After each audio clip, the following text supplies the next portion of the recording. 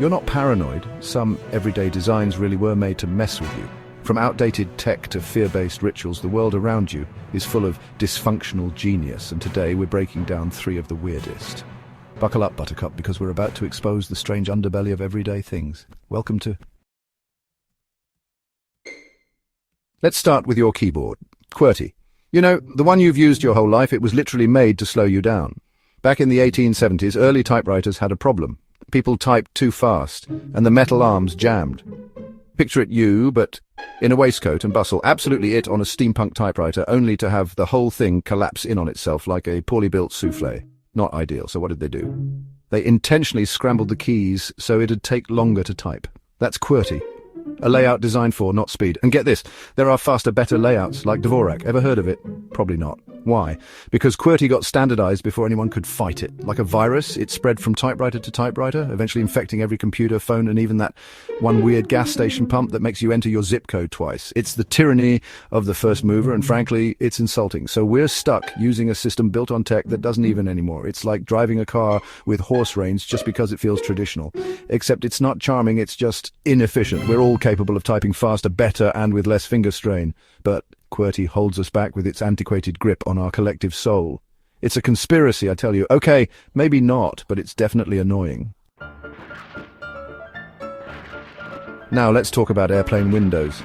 Ever noticed how they're always round or oval? That's not a design choice, it's... In the 1950s, a jetliner called the de Havilland Comet had beautiful square windows, until one exploded mid-air, then another. Then, turns out, square corners create stress points where pressure builds up. At 30,000 feet, that's a death sentence. Imagine being a brilliant engineer in the 1950s, finally conquering the skies only to be taken down by. The universe has a dark sense of humor, my friends. After multiple catastrophic crashes and dozens of lives lost, engineers realized that curves distribute pressure more evenly. They basically had to go back to the drawing board and say, okay, maybe sharp edges aren't great when you're hurtling through the air at hundreds of miles per hour, you think? So round windows, they're not a vibe. They're written in steel. It's a chilling reminder that sometimes progress comes at a very steep price. But hey, at least we can enjoy our in-flight pretzels knowing that the windows aren't going to spontaneously decompress. Chapter 3. Let's get weird. Ever wonder why people say bless you when you sneeze? It's not polite. It's, in ancient times, sneezing was seen as a sign that your soul might escape your body. Or worse, that we're trying to sneak in. Imagine living in a time when a simple sneeze could send your entire village into a frenzy of superstition and fear. They didn't have hand sanitizer, folks. They had exorcisms. And during the Black Plague, a sneeze was practically a death sentence. Saying God bless you was like handing someone a spiritual umbrella and hoping for the best.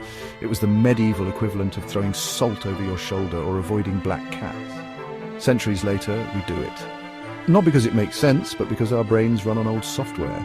We're like walking, talking Windows 95 operating systems, still clinging to outdated protocols. Bless you is just from a time when sneezing meant the Grim Reaper was in the room. So the next time you feel a sneeze coming on, embrace the chaos. Let it rip without fear of demonic possession. And if someone says bless you, just smile politely and say, thanks, I'm pretty sure my soul is still intact. From keyboards that hate progress to plain windows that learn from disaster, the world is full of designs that to serve you, but really just expose the chaos of human decision-making. And now that you know, you're officially part of the club. Hit that subscribe button, and remember, if it doesn't make sense, there's probably a reason behind it.